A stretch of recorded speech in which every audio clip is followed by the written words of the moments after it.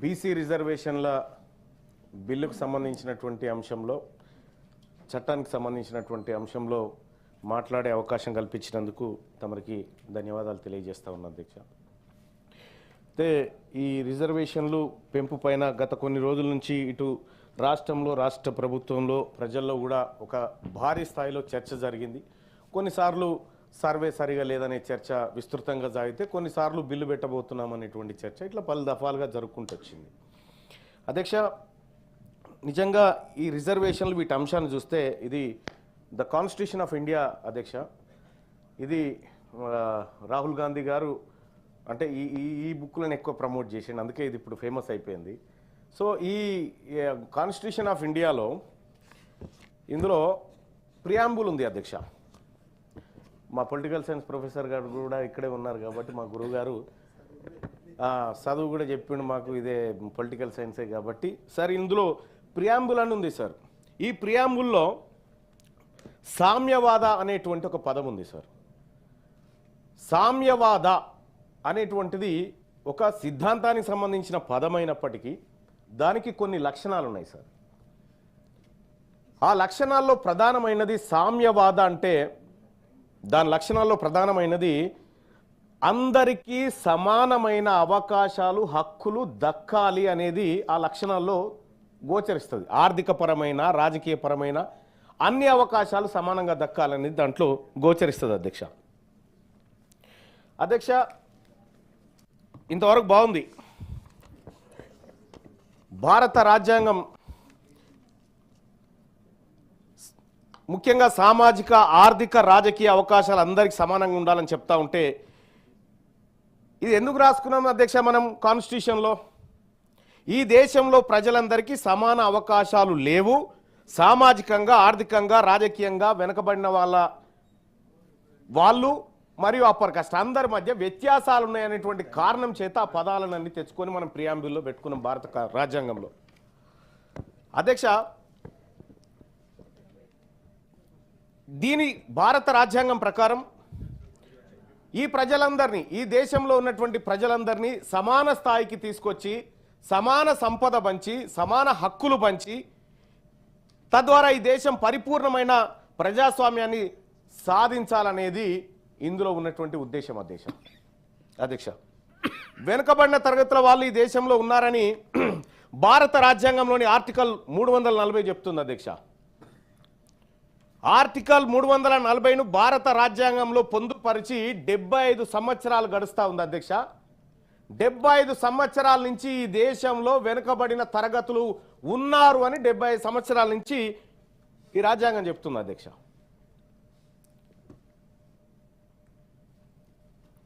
అంటే ఇంకా ఈ దేశంలో ప్రజలందరూ ఒకేలాగా లేరు, అసమానత్వంతో ఉన్నారనేటువంటి మాట ఆర్టికల్ 340 ద్వారా మనకు అర్థమవుతుంది అధ్యక్ష.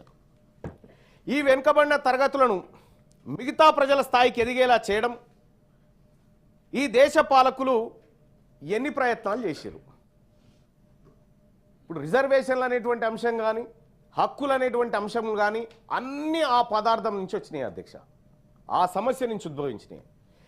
మరి ఈ దేశంలో 75 సంవత్సరాలుగా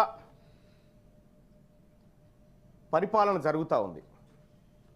ఈ 75 ఏళ్ళుగా ఈ వెనుకబడిన తరగతులను ఎంత ముందుకు తీసుకుపోయే ప్రయత్నం ఈ దేశ పాలకులు చేసిరనేది ఒక్కసారి మనం మాట్లాడుకోవాలి అధ్యక్ష.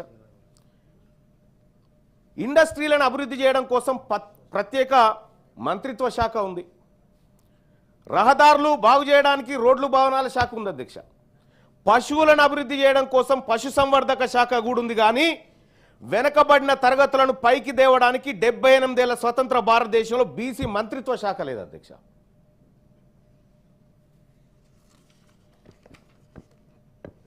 మా బీసీల బతుకులు ఎలా ఉన్నాయంటే కనీసం వీళ్ళెక్కడైనా బాధపోయి చెప్పుకోవడానికి 2 పూటలు తిన్నామా, కడుపు నిండిందా, పస్తులున్నారా, ఆకలా దప్పికనా చెప్పుకోవడానికి ఒక మంత్రి లేడు అధ్యక్ష.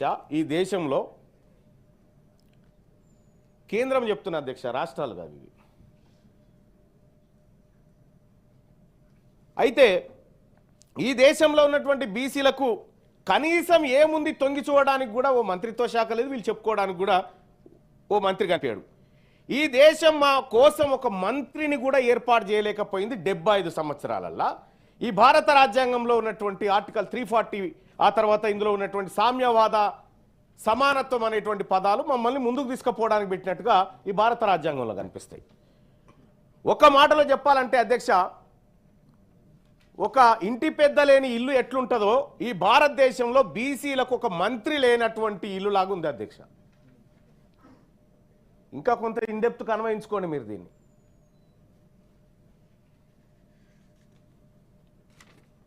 దేశంలో 60% ఉన్న బీసీల వద్ద ఓట్లు ఉన్నాయి కాబట్టి మీకు మరి మా ఇంటి పెద్ద ఏడంటే ఇప్పుడు లేడు కానీ తాత్కాలికంగా గాడికి పోవని మైనార్టీ శాఖ కింద నెట్టేసారు సార్. మైనార్టీ శాఖ మంత్రి ఇప్పుడు బీసీ సంక్షేమాన్ని చూస్తాడు. ఈ భారతదేశంలో మెజారిటీ ప్రజలైనటువంటి సంక్షేమాన్ని మైనార్టీ శాఖ మంత్రిత్వ శాఖ కిందకి తీసుకొచ్చారు సార్. అది ఎప్పుడు మళ్ళా అది తెచ్చింది 2006లో ఏమో తెచ్చారు, అప్పుడు అంతకంటే ముందు లేదు. ఇక ఈ దేశంలో ఓబీసీలకు ఎక్కడ న్యాయం జరుగుతుందో అని మైనార్టీ శాఖ మంత్రిని మెజారిటీ బీసీల మంత్రిగా చూపించారు అధ్యక్ష. న్యాయం జరగగల పొరపాటున మైనార్టీల సంక్షేమానికి ఒక మంత్రిత్వ శాఖ ఉన్నట్టే మెజారిటీ ఓబీసీలకు ఎందుకు లేదని నేను అడుగుతా ఉన్నా అధ్యక్ష. ఈ దేశంలో సుమారు 50 పైచీలకు మంత్రిత్వ శాఖలు ఉన్నాయి అధ్యక్ష. ఒక్క మంత్రిత్వ శాఖ మా కోసం పెట్టలేకపోయిన ప్రభుత్వాలు మమ్మల్ని పైకి తీసుకొచ్చే ఆలోచన చేస్తున్నాయని 78 ఏళ్ల సంధి చెప్తా ఉంటే ఆ మోసపు మాటలు ఇని ఇని ఇని ఇసుకొస్తా ఉంది అధ్యక్ష మాకు బీసీలకు. ఆర్థిక సమానత్వం గురించి దేశంలో ఉన్నటువంటి సంపద అందరూ ప్రజలకు సమానంగా పంచబడాలి, తద్వారా అందరూ ఈక్వల్గా కనిపించాలనేది మన సమానత్వం గురించి మాట్లాడుకున్నాం. స్వాతంత్ర దినోత్సవం నాడు అదే, గణతంత్ర దినోత్సవం నాడు అదే, గాంధీ జయంతి నాడు అదే మాట్లాడుకుంటాం. మరి ఆచరణలో ఎంతవరకు ఉంది దేశంలో? ఇదే భారత రాజ్యాంగంలోని ప్రియాంబుల్ పీఠికలో ఆర్థిక సమానత్వం అని రాసుకున్నాం. సోషల్ జస్టిస్, ఎకనామిక్ జస్టిస్ అని రకరకాలుగా రాసుకున్నాం. అంటే ఈ దేశంలో ఉన్న సంపద దేశంలోని అన్ని వర్గాలకు సమానంగా పంచబడాలి, తద్వారా ప్రజలందరూ ఆర్థికంగా సమానత్వం సాధించాలని పీఠికలోని ఆర్థిక సమానత్వం సారాంశం అధ్యక్ష. మరి జరిగింది ఏంది అధ్యక్ష? ఈ దేశంలో ఉన్న 140 కోట్ల మంది ప్రజలకు దేశ సంపద సమానంగా పంపిణీ జరిగి అందరూ ఆర్థికంగా ఈక్వల్గా ఉండాలని పీఠిక చెప్తా ఉంటే ఒక నివేదికను పరిశీలిద్దాం అధ్యక్ష. 1-2 నివేదికలు పరిశీలిద్దాం. WID వరల్డ్ ఇన్ఈక్వాలిటీ డేటాబేస్ అధ్యక్ష. ఆ నివేదికతో పాటు అంటే దాన్ని ప్రపంచ అసమానతల డేటాబేస్ కూడా అని అంటారు అధ్యక్ష. ఈ డేటాబేస్ని ఆక్స్ఫాము, ఫోర్బ్స్, హురూన్ సంస్థలు తయారు చేసి ప్రకటిస్తాయి అధ్యక్ష. ఈ నివేదికలు పరిశీలిస్తే మన దేశంలో ఆర్థిక సమానత్వం పెరిగిందా లేకపోతే ఇంకా దిగజారిపోయిందా మనకు అర్థమవుతుంది అధ్యక్ష. గతంలో అంటే 1972 నుంచి 73 NSSO అంటే నేషనల్ శాంపిల్ సర్వే ఆర్గనైజేషన్ అనే సంస్థ, దానికి ఇంకో పేరు కూడా ఉంది, నేషనల్ స్టాటిస్టికల్ ఆర్గనైజేషన్ అనేటువంటి సంస్థ. ఇవన్నీ సర్వే సంస్థలు అధ్యక్ష. ఈ దేశంలో ఉన్నటువంటి ఆర్థిక అసమానతలు, ప్రజల మధ్య ఉన్నటువంటి వ్యత్యాసాలను ఇవి క్షుణ్ణంగా పరిశీలించేటువంటి సంస్థలు. ఈ నివేదికలు ఒకసారి చూస్తే అధ్యక్ష, ఇవి ప్రతి 5 ఏళ్లకోసారి దేశవ్యాప్తంగా సర్వేలను బయటపెట్టాయి. కానీ 2011లో ఒక సర్వే ఆగిపోయింది. తర్వాత CMI centre for monitoring Indian economic మరియు consumer pyramid household survey అని నిర్వహించారు అధ్యక్ష. ఈ అన్ని సర్వే రిపోర్ట్లను పరిశీలిస్తే ఈ దేశంలో పేదవారి జాతకాలు, పెద్దవారి జాతకాలు మొత్తం బయటకు వస్తాయి అధ్యక్ష. ఈ సర్వేలో ఆర్థిక సమానత్వం అనేటువంటి అంశాలు ముఖ్యంగా 1990 తర్వాత నుండి 2024 వరకు ధనవంతుల సంపద భారీగా పెరిగినట్టుగా ఈ సర్వే నివేదికలు చెప్తా ఉన్నాయి అధ్యక్ష. ముఖ్యంగా 2022-23లో 1% ఉన్నటువంటి సంపన్న వర్గాల దగ్గర 40% సంపద పోగుపడ్డది అధ్యక్ష. ఈ దేశంలో 1% ఉన్నటువంటి సంపన్న వర్గాల దగ్గర 40% సంపద పోగుపడ్డది. Income and wealth inequality in India నివేదికలు చెప్తున్నటువంటి లెక్క అధ్యక్ష. ఇది పేదవాళ్ళు మరింత పేదలుగా, సంపన్నులు మరింత సంపన్నులుగా మారిపోయారు అధ్యక్ష. ఈ 70 ఏళ్ల పరంపరలో మమ్మల్ని పైకి తీసుకురావడానికి ప్రభుత్వాలు చేసిన ప్రయత్నంలో మేము జారిపోయి వాళ్ళు పైకి వచ్చారు అధ్యక్ష. అంటే భారత రాజ్యాంగం చెప్తున్న ఆర్థిక సమానత్వం వచ్చుడు మాట దేవుడెరుగు, ఇంకా పేదలు కడు పేదలుగా మారిపోయారు అధ్యక్ష. ఈ దేశంలో 78 ఏళ్లుగా ఈ దేశ పాలకులు సాధించింది ఏంటంటే సంపన్నుల సంపద పెంచి పేదలను నిరుపేదలుగా తయారు చేయడంలో సక్సెస్ అయ్యారు అధ్యక్ష. బీసీలలో ఉన్నత విద్యను అభ్యసిస్తున్న పరిశోధన విద్యార్థుల విషయం చూద్దాం అధ్యక్ష. వీళ్ళు మమ్మల్ని పైకి తేవడానికి ఎన్ని ప్రయత్నాలు చేశారు అనుకున్నారు అధ్యక్ష దేశవ్యాప్తంగా. ఒక్కసారి ఇదే దేశంలో మమ్మల్ని ఈ బీసీల చదువుల కోసం, బీసీలను పైకి తీసుకురావడం కోసం భారతదేశంలో జరిగినటువంటి ప్రయత్నాన్ని ఒక్కసారి చూస్తే అధ్యక్ష,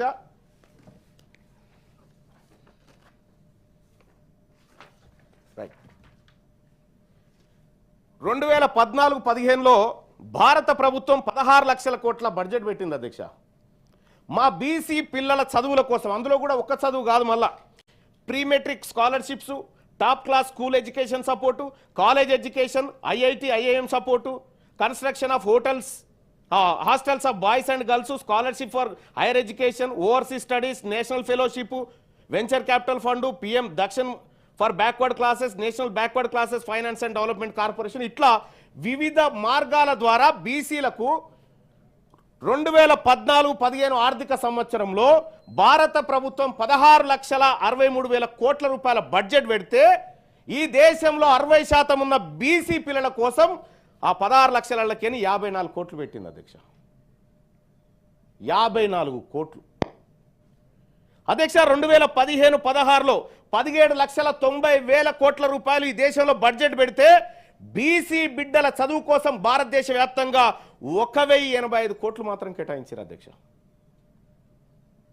ఇట్లా చెప్పుకుంటే పోతే అధ్యక్ష 2016-17లో 1,212 కోట్లు, 19 లక్షల బడ్జెట్, 19 లక్షల కోట్ల బడ్జెట్లో 17-18లో 21 లక్షల కోట్ల బడ్జెట్ పెడితే 1,233 కోట్ల అధ్యక్ష.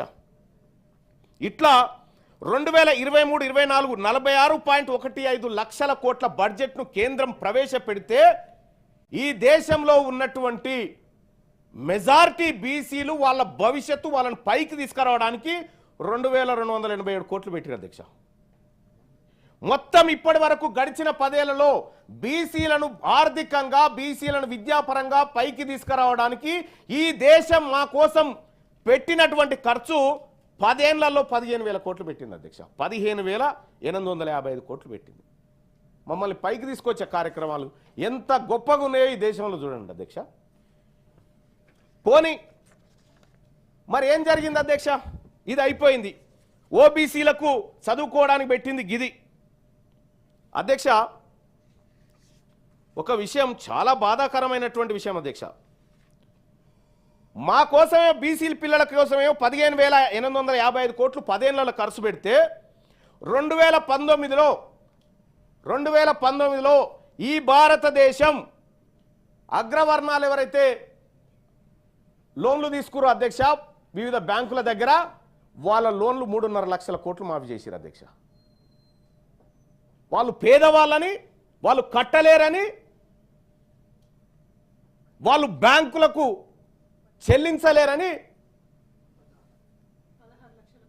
ఇవాళ ప్రెస్లో వచ్చింది 16 లక్షలు. ఎస్, ఇంకా పెద్దదే. నేను ఒక్క ఇయర్ లెక్క చెప్తున్నా. నేను 2019 లెక్క చెప్తా ఉన్నా. ఓన్లీ 3.5 లక్షల కోట్లు కేవలం 15 మందికే మాఫీ చేసిరు అధ్యక్ష. 15 మందికి 3.5 లక్షల కోట్లు మాఫీ చేసిరు. ఈ దేశంలో ఉన్నటువంటి 60% బీసీ జనాభా చదువుకోవడానికి ఈ దేశం 15,855 కోట్ల బిచ్చం వేసింది అధ్యక్ష. మమ్మల్ని పైకి తేవడానికి ఈ దేశంలో జరుగుతున్నటువంటి లెక్కలు అధ్యక్ష.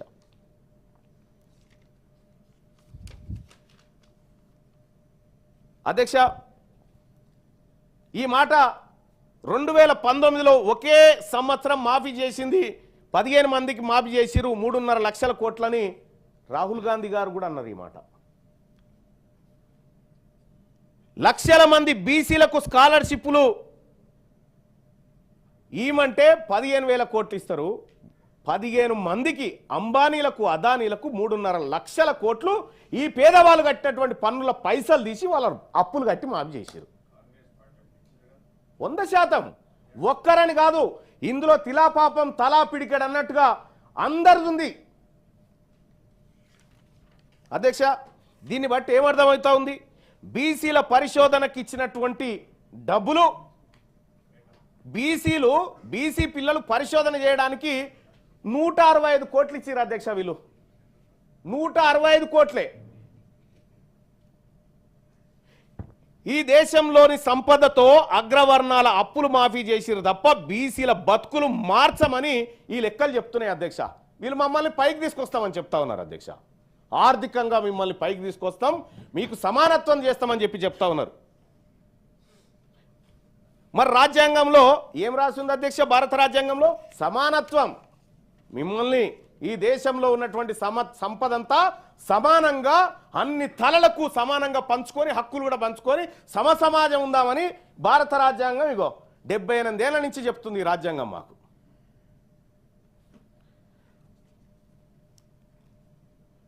వాస్తవానికి ఈ భారత రాజ్యాంగం లెక్కల ఇందులో రాసుకున్న దాని ప్రకారం అగ్రవర్ణాల దగ్గర పోగుబడ్డ సంపద తీసి బీసీలకు పేద వర్గాలకు వంచితే సమానత్వం అవుతుంది అధ్యక్ష. ఈ బీసీలు కట్టిన పేద వర్గాలు కట్టిన పన్నులు తీసుకుపోయి వాళ్ళ అప్పులు మాఫీ చేస్తే సమానత్వం అవుతుందా? ఈ దేశంలో పేదవాడంటే అనిల్ అంబానీ వాళ్ళ అన్న, ఆ నీరవ్ మోడీ, లలిత్ మోడీ, వీళ్ళు పేదవాళ్ళు ఈ దేశంలో కనిపిస్తుంది ఇదే లెక్కల ప్రకారం. పూటకు గతి లేని మా సాకలి మంగలి బిడ్డలా, లేకపోతే వాళ్ళ పేదవాళ్ళు? ఈ దేశం చెప్పాలి సమాధానం.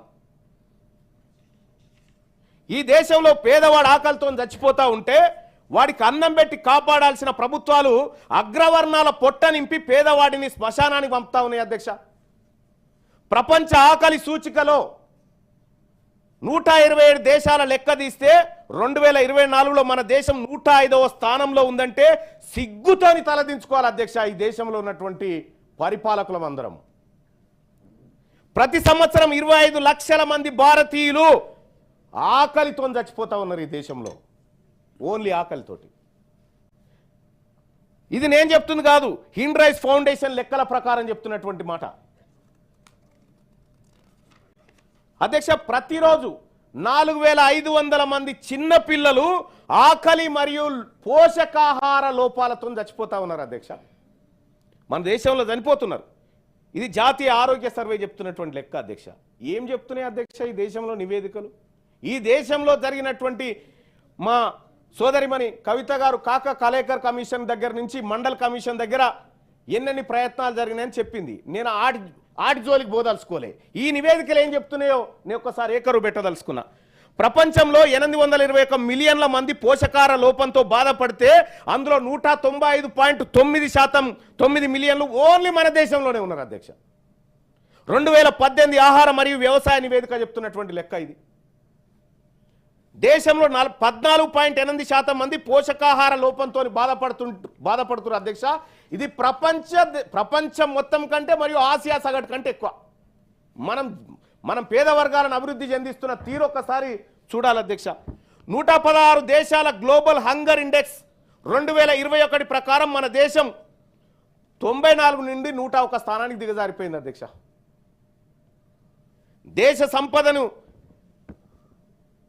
దేశ సంపదతోటి తగ్గించాల్సిన ఇవి అధ్యక్ష. ఈ అంతరాలు తగ్గించాలి, ఈ ఆకలి చావులు ఆపాల. ఇవి ఆపితే ఏ ప్రజల నుంచి కూడా రిజర్వేషన్లు అనేటువంటి కోరికలు పుట్టవు, ఏ ప్రజల నుంచి కూడా ఈ డిమాండ్లు రావు. ఇవన్నీ ఎందుకు వస్తున్నాయి అనేది దీని చుట్టూ తిరుగుతూ ఉన్నాయి అంశాలన్నీ.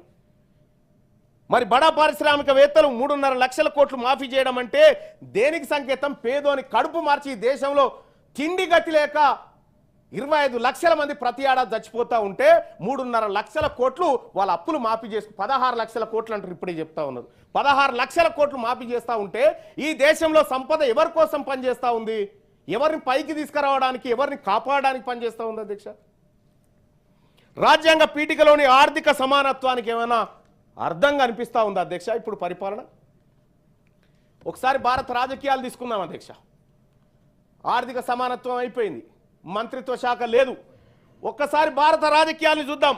1952 కాదు, ఇప్పటి పరిస్థితి ఒక్కసారి చూద్దాం. ఈ దేశంలో అగ్రవర్ణాల జనాభా 15 నుంచి 16% మధ్య ఉంటుంది.